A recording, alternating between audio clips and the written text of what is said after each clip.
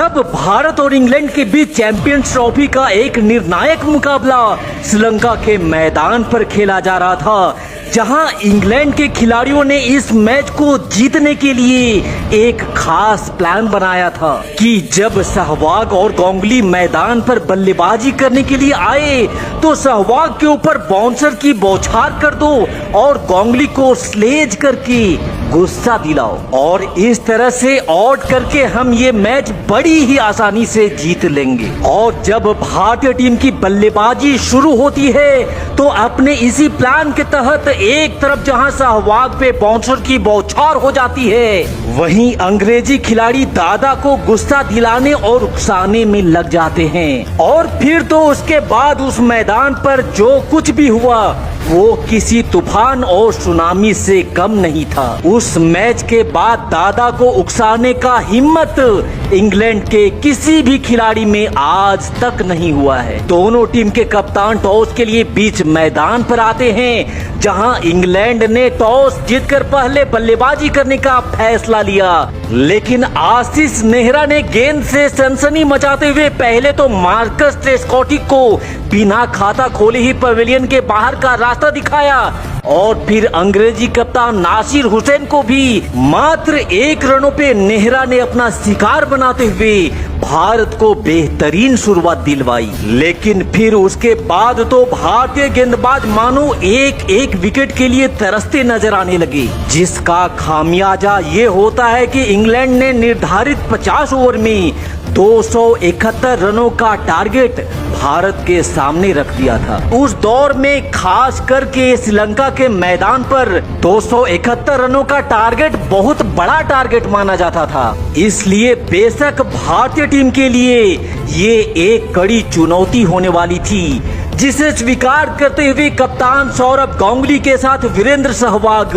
भारतीय पारी की शुरुआत करते हैं, जहां अपने प्लान के तहत अंग्रेजी खिलाड़ियों ने पहले ओवर से ही गांगुली को उकसाने और गुस्सा दिलाना भी शुरू कर दिया था, ताकि दादा डिस्टर्ब हो और अग्रेसर में आकर के अपना विकेट फेंक करके चले जाए। यहाँ शुरुआत के पहले 3 ओवर तक इन दोनों बल्लेबाजों ने काफी संभल करके और संयम के साथ बल्लेबाजी करी, लेकिन सहवाग के बल्ले को खामोश रख पाना आसान कहाँ होता है। यहाँ सहवाग ने फ्लिंटॉफ को रडार में लेकर चौका ठोक धमाके का आगाज शुरू कर दिया था, और फिर उसकी अगली गेंद पर सहवाग ने लाजवाब टाइमिंग कर डाउन द ग्राउंड गेंद को बाउंड्री के बाहर भेज फ्लिंटॉफ की धड़कनों को तेज कर दिया था। यहाँ एक छोर से गांगुली अभी तक बॉल और पिच को परखने में लगे थे, लेकिन सहवाग अगले ओवर में भी एक और चौका लगा अपना अटैकिंग मोड जारी रखे हुए थे। और अब जब गांगुली के रडार में गेंद आई तो गांगुली ने भी कलाइयों के सहारे गेंद को खेल बाउंड्री के बाहर भेज पहला चौका अपने नाम कर लिया। टीम इंडिया के इस अग्रेसिव शुरुआत से अंग्रेजी खिलाड़ी छटपटा उठे थे और अपने प्लान के तहत यहाँ सहवाग को एक जबरदस्त बाउंसर मारा जाता है, लेकिन शेर की तरह पंजों पर खड़ा होकर सहवाग ने उस बाउंसर को ऐसा उड़ाकर मारा कि बाउंसर बन गई सिक्सर, और कमाल लाजवाब का ये था पिक्चर। और इसके बाद तो सहवाग ने ऐसा विकराल रूप धारण किया जिसे देख गेंदबाजों के हाथ कांपने लग गए थे, क्योंकि यहाँ सहवाग किसी भी गेंदबाज को संभलने का कोई मौका नहीं दे रहे थे।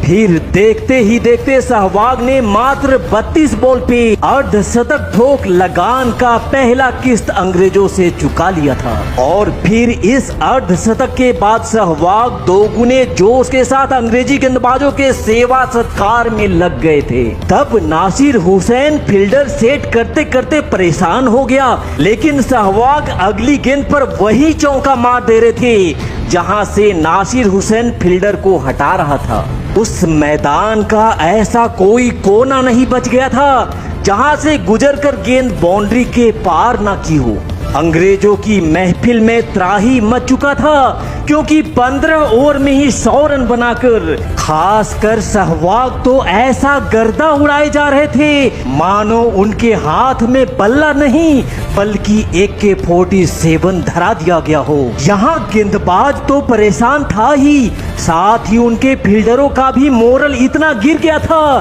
कि उनसे आसान गेंद भी रोकी नहीं जा रही थी। और अब दूसरी छोर से गांगुली ने भी बाजुओं का बेजोड़ प्रदर्शन दिखाते हुए हवाई प्रहार करना शुरू कर दिया था। और दूसरी छोर से सहवाग तो पहले से ही अंग्रेजों के नाक में दम किए हुए थे और फिर सहवाग ने धमाकेदार अंदाज में धमाकेदार शॉट के साथ कमाल, लाजवाब और बेमिसाल एक और शतक अपने नाम कर लिया। सहवाग के इस तूफानी शतक के बदौलत भारतीय टीम अब तक इस मैच में काफी आगे निकल चुकी थी और अब अपने टीम को मजबूती में देख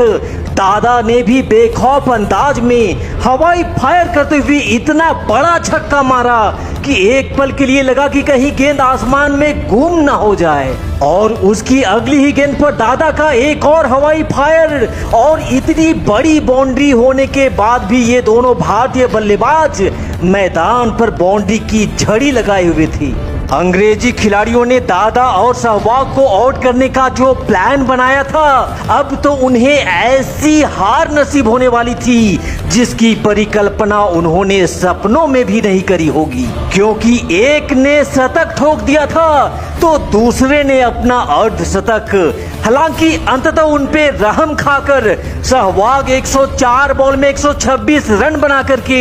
अपना विकेट उन्हें दान जरूर कर देते हैं। लेकिन अब जो कुछ कसर बाकी रह गया था उसको पूरा करने का जिम्मा गांगुली ने अपने कंधों पे उठाया और अब तो गांगुली हर एक बॉल पे जोरदार प्रहार करते हुए बाउंड्री की बरसात में गेंदबाज दादा को बाउंसर पे बाउंसर मारे जा रहा था और दादा हर बाउंसर का मुंह तोड़ जवाब दिए जा रहे थे। और ऑफ साइड पे गांगुली तो इतने मजबूत थे कि उन्हें गैप ढूंढने में जरा भी तकलीफ नहीं हो रही थी। यहाँ सहवाग के आउट होने के बाद भी गांगुली श्रीलंका में तबाही मचा रहे थे और अब इंग्लैंड का हर एक गेंदबाज इस तबाही में हो रहा था।